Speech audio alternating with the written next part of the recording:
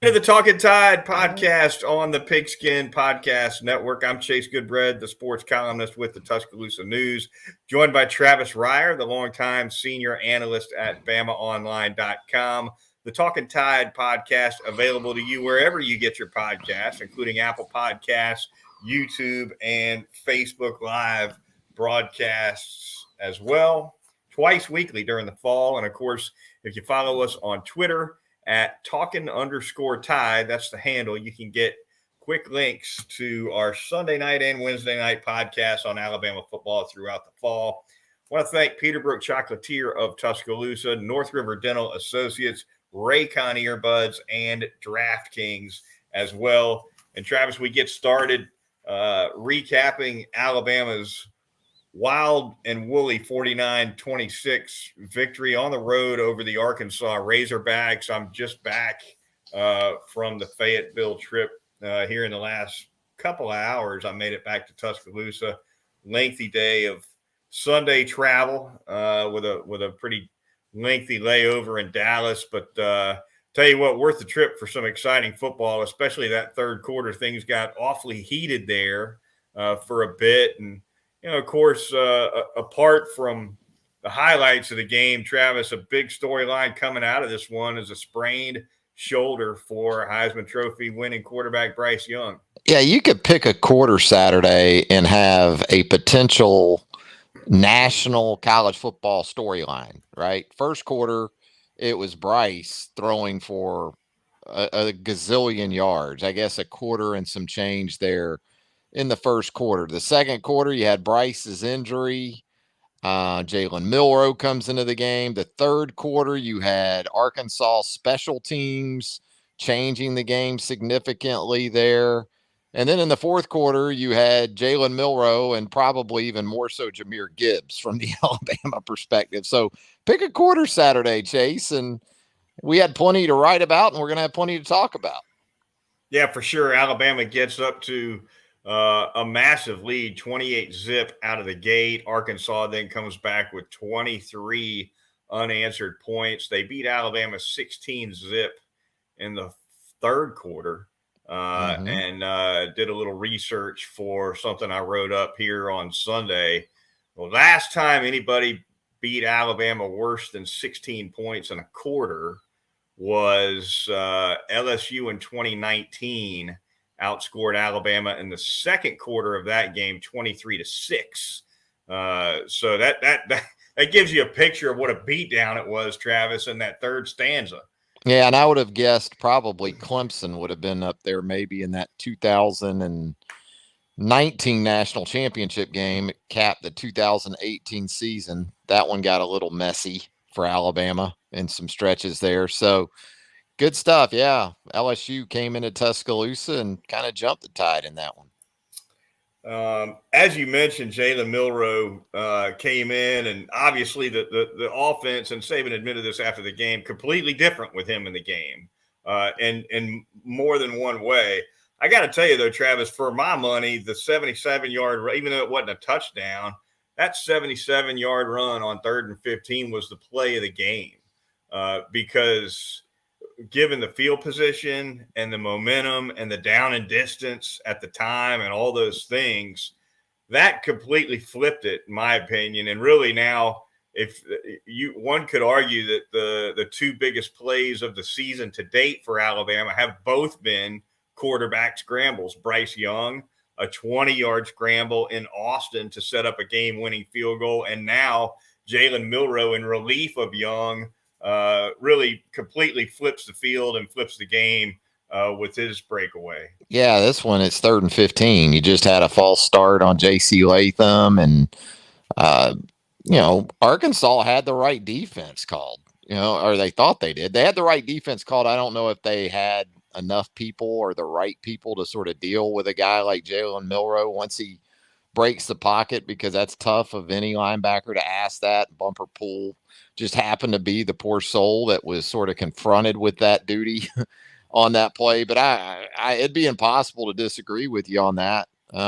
Everything was working against Alabama at that point. You figured maybe that Arkansas was about to get the ball in a pretty short field. And playing at home. It started to feel like Arkansas pre-Nick Saban. It started to feel a little bit like 2006 Fayetteville, just a little bit. Yeah. And then Milroe does his thing, and it felt like the things got out of order. Order. They were a little out of order, but then order was restored. Yeah. Goodfellas reference there. Anytime. Folks who listen to this podcast on the regular, Travis, surely by now know that we often drop in random, sure, sometimes innocuous quotes from a pretty small circle of movies. Oh Brother, We're Out There is one of those. Goodfellas certainly is one of those. Casino every once in a while, maybe. Casino, Sling Blade. Yes. To a lesser extent, a few others, but maybe for some of our new listeners, when you hear something that's sounds a little out of order, that's where it's coming from, and where it's coming from for sure. All right, offensively, Travis, as well. I think the offensive line probably played its best game for the Crimson Tide. Young, well protected while he was in there, had the time to hit some big throws. Big throw to Isaiah Bond, big throw to Kobe Prentice. Prentice had another big one that was more of a catch and run, but thought the pass protection was as good as I've seen it, especially given Arkansas came in with a highly productive pass rush.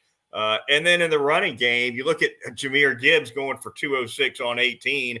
You got to say this was their best performance all around, don't you?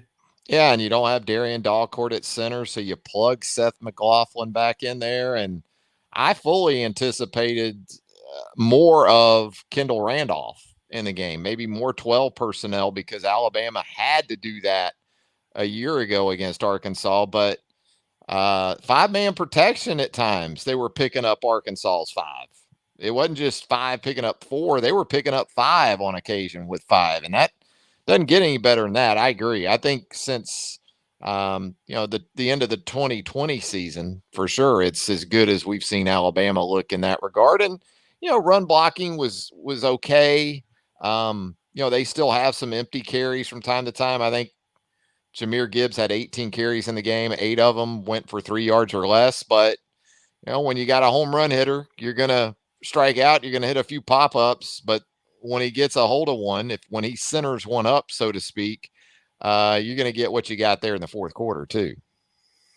Yeah, 2 really explosive runs from Gibbs. Both of them looked like both of them were out the gate so fast that it seemed like Arkansas was in an 8-man front or something, and weren't necessarily. But yeah, Gibbs, phenomenal. He only needs a little bit of a crease, and he's off to the races. Season high carries for Gibbs as well. I don't think he's anywhere near 18 in his first 4 games with Alabama. So all around, especially given the quarterback situation, a phenomenal performance for the most part by the offense.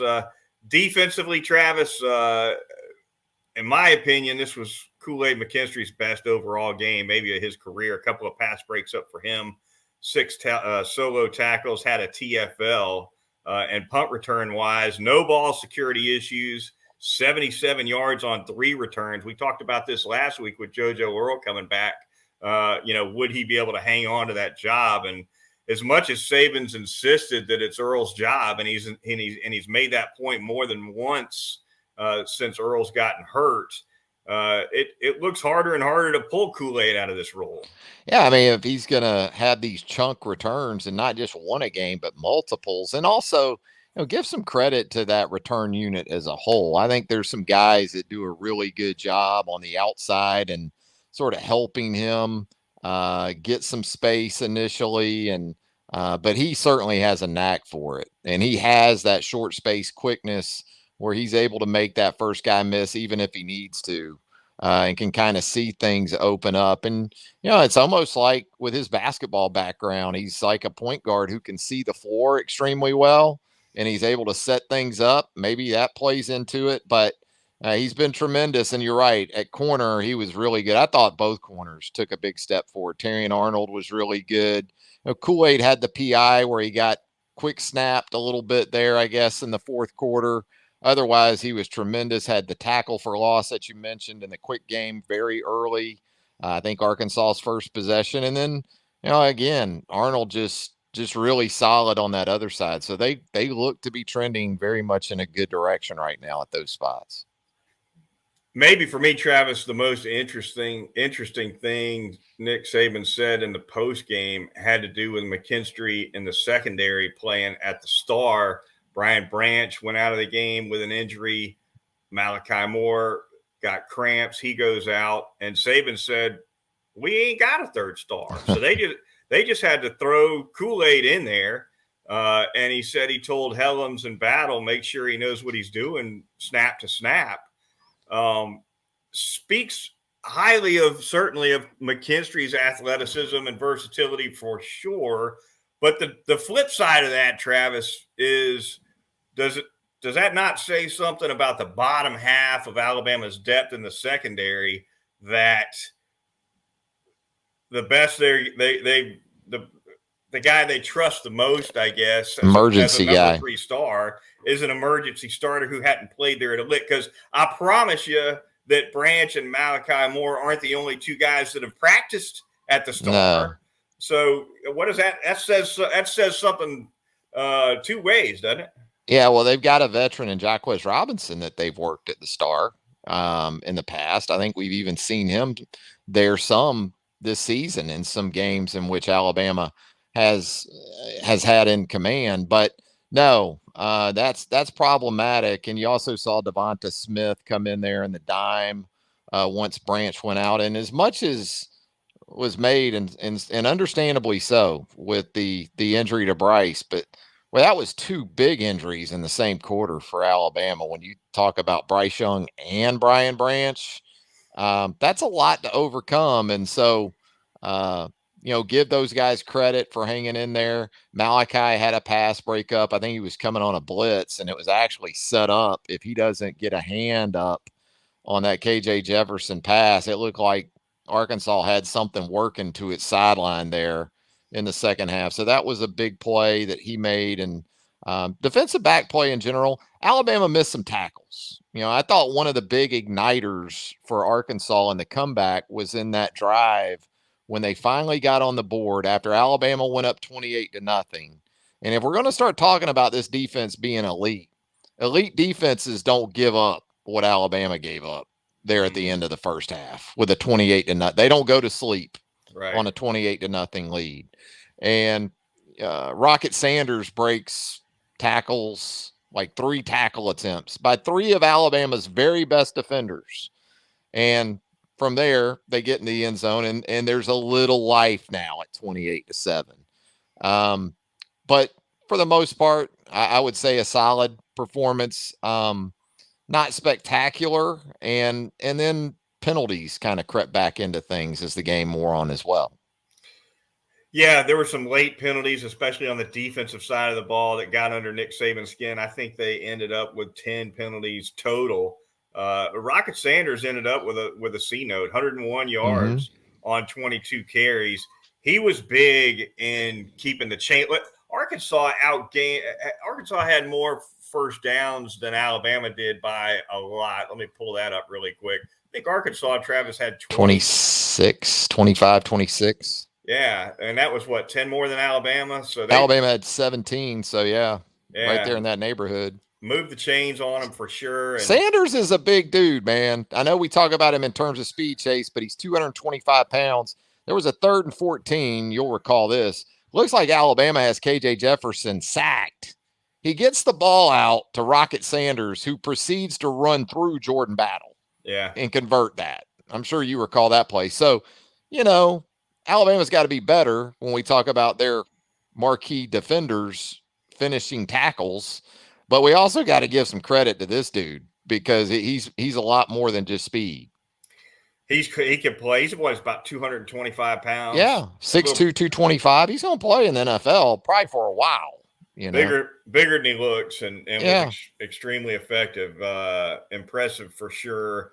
Jaheim Otis probably bears some mention too, Travis. I thought he was really good going up against one of the best centers in college football, and Ricky Stromberg. We touched on this in the Wednesday nighter last week when we previewed this game. 8 tackles, which is a lot for an interior DL. I think almost all of them were assists, but still, he's around the ball and picks up a sack as well.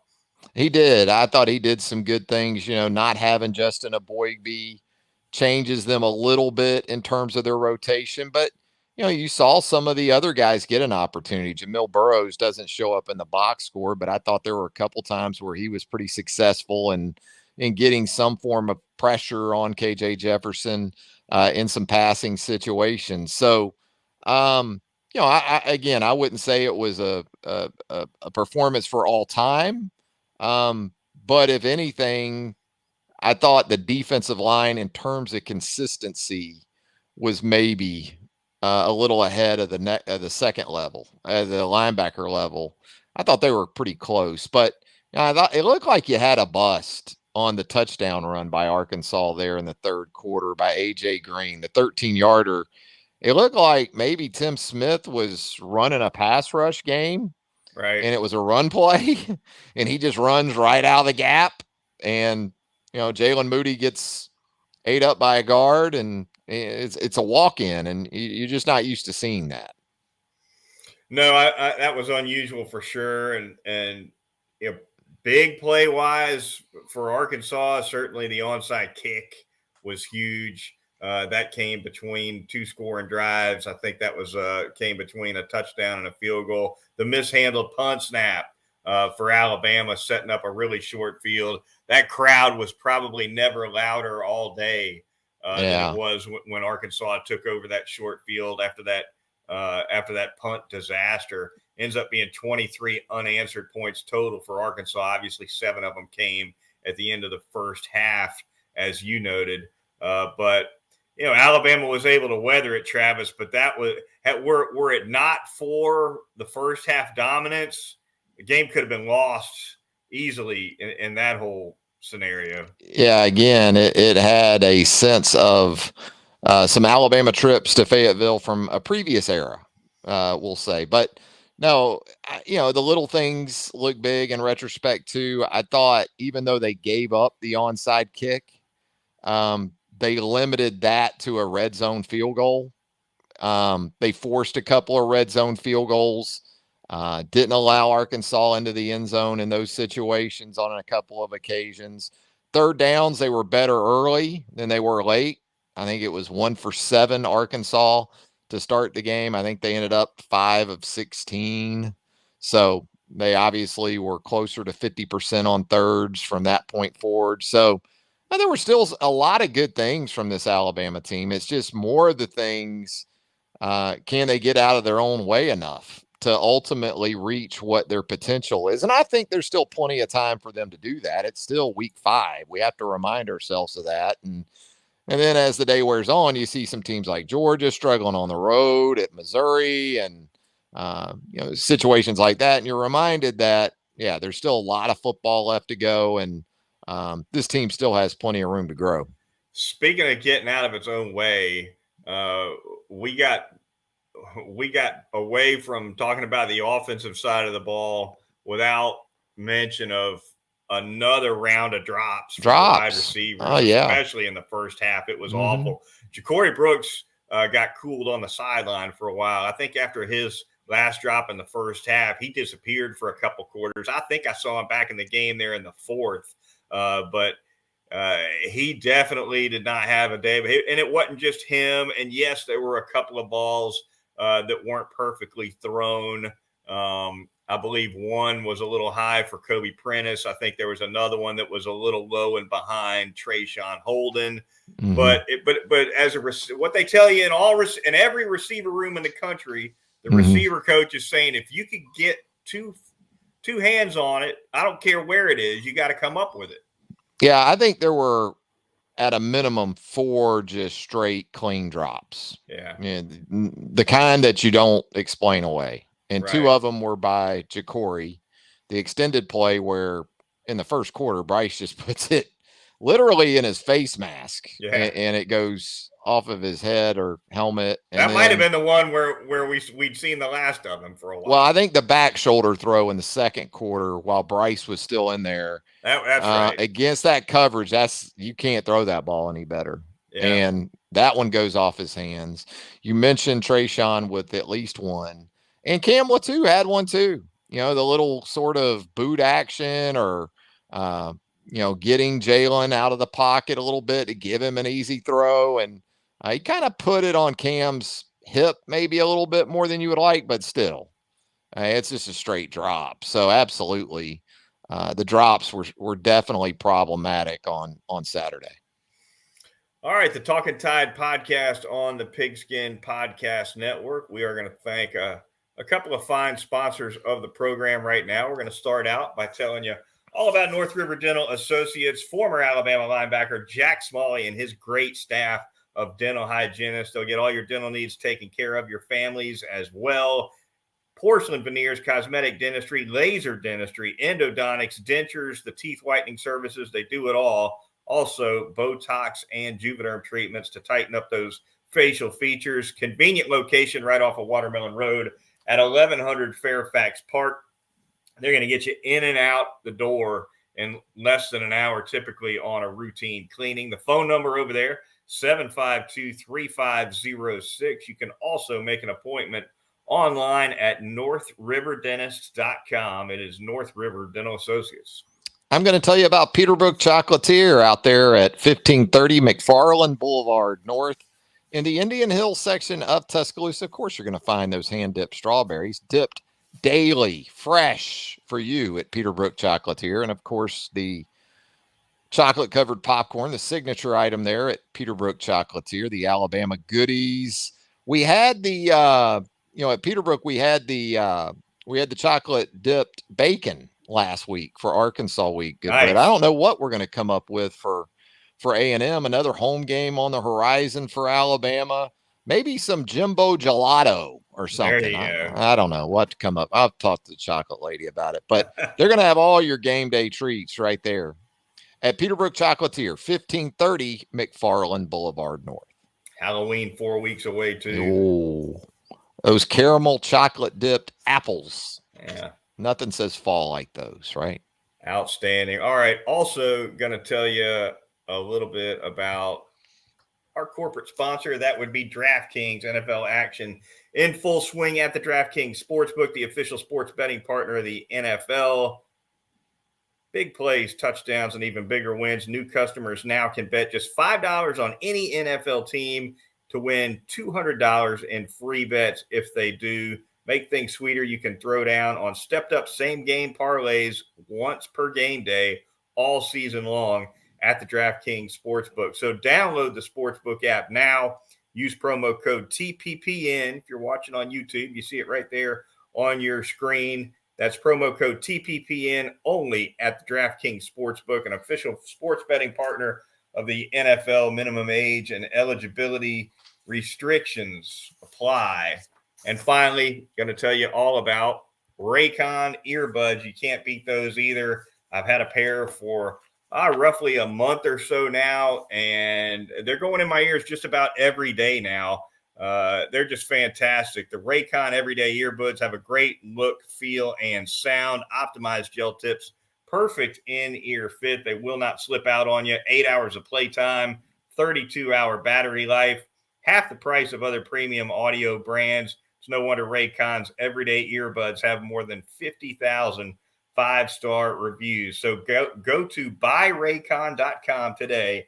Use promo code TPPN15. You'll get 15% off of your Raycon order. Once again, that's promo code TPPN15 at buyraycon.com, and you'll score 15% off those same earbuds that I got. You just can't beat them. All right, Travis, Talkin Tide podcast closes out, as always, with a look at a few scores around the Southeastern Conference. I think at least a brief mention of 4 games would be merited here. LSU, Ole Miss, Mississippi State, and Georgia. Victories for all of those teams.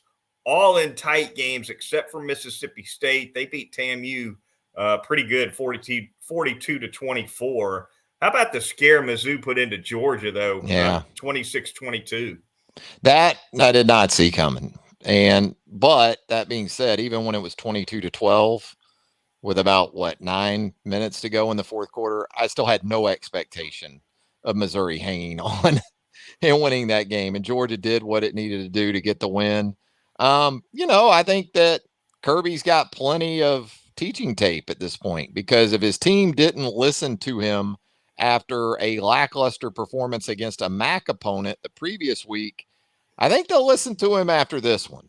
The narrow win over Missouri, did not see that coming in terms of competitiveness. And you almost feel sorry for Auburn, because that's who's up next for the Dogs. And I get the sense, I feel like Georgia's probably going to come out of this 2-game little funk here and make Auburn pay for it.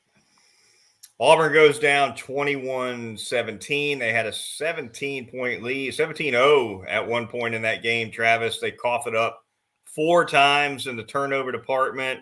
LSU able to put – they were both teams just trying to give that game away late for sure. Yeah, it was like Missouri all over again. Second straight Saturday, we got the same game, it felt like, didn't it? Bananas. Brian Kelly gets out of there with a win. The drumbeat on Brian Harsin certainly getting louder. A lot of people don't think he's going to make it out of the season, Travis. I think Brian Harsin's at the point, write me my check that you should have wrote me in the off season. Right. Just cut me my check. It's not that I don't think that he's not doing the best he can anymore, but there's got to be a part of Brian Harsin at this. Just give me a check, and I'll go back west or whatever. Brian Harsin will have a job in 2023 if he wants it. This is going to be perceived. I don't think it was ever a great fit. I'm not saying that, but the perception is going to continue to be this is more of an Auburn problem than a Brian Harsin problem. Yeah, there's no question. A lot of meddling, as they call it. Travis. Yeah. Oh, I don't think there's people that are doubting that for 1 second at this point. Ole Miss 22-19 over Kentucky. My third ranked SEC squad in my weekly power rankings has been Kentucky now for several weeks. They go down to Ole Miss. I put Ole Miss at number 3 to replace those Wildcats. Lane Kiffin's squad still with gets into October with a goose egg in that loss column. And before that game, if you had told Mark Stoops, look, it's going to be a game where the winner's in the low 20s, he would have liked his team. That was the kind of game that you would have liked Kentucky in. And without a couple of mistakes there at the very end, and credit Ole Miss for making a play on defense on Levis there to force that game clinching turnover. But that's impressive to me, is that, this is the kind of game Ole Miss wasn't able to win a couple of years ago. And even with DJ Durkin moving on to Texas A&M as the defensive coordinator, got to give Ole Miss defense a lot of credit for helping to shut the door on a Kentucky team that had Christian Rodriguez back at the running back position, as we talked about last week too. Yeah, full complement in the backfield finally for Kentucky. I only scored 19. Will Levis, a lot of criticism coming out of this loss. I'm still a Will Levis guy. I think, and I know quarterbacks get too much credit and too much blame. I get that, but I don't think we've heard the last of them. Put it that way. I think the draft process for Will Levis might be similar to what it was for Josh Allen coming out of Wyoming, right? There were a lot of buyers on Josh Allen, but there were a lot of no thank yous on there. What I'm saying is, didn't seem like there was a middle ground, did there? Right. With Josh Allen. I think with Will Levis, big picture, when we start getting into draft talk, I think that's what you're going to probably see with him. Yeah, I think you're right. And I think as well that and if you look at where Josh Allen got picked out of Wyoming, this goes to show that only takes one team to fall in love with you, and you can go as high as they're picking. Yep. So there can be a whole lot of teams that are cool on Will Levis. He still may go super high. because all it takes is one GM to be new quarterback sold. fever, baby. Ooh, it's real. Everybody's got to have one. Mm-hmm. All right, that's going to do it for this edition of the Talkin Tide podcast. Be sure to join us Wednesday night when we preview Alabama's home game, highly anticipated home game against Jimbo Fisher. And sad Texas trombone A&M. for CBS. That's right. It'll be a lot of fun. Be a lot of talk about the Saban Jimbo feud all week long. I'm sure both coaches will downplay it, but won't be downplayed around them, will it, Travis? Oh no. Upplayed. It'll be upplayed. Yes, everywhere, absolutely. Everywhere. We might get a few. We might get a few you people out of Nick Saban in relation to the Jimbo situation. Yep. Our creation, Chase. Yeah. You people create this stuff. Yeah. And I appreciate what you do. I appreciate everything you do. You got it down cold. if that happens, you'll be able to see me bite my tongue on the Zoom. I'll bite the tip of my tongue right off. Yes. So. We'll be ready. A lot of fun for sure. All right. For Travis Reier of BamaOnline.com, I'm Chase Goodbread of the Tuscaloosa News. Be sure to join us Wednesday night on the Talkin Tide podcast.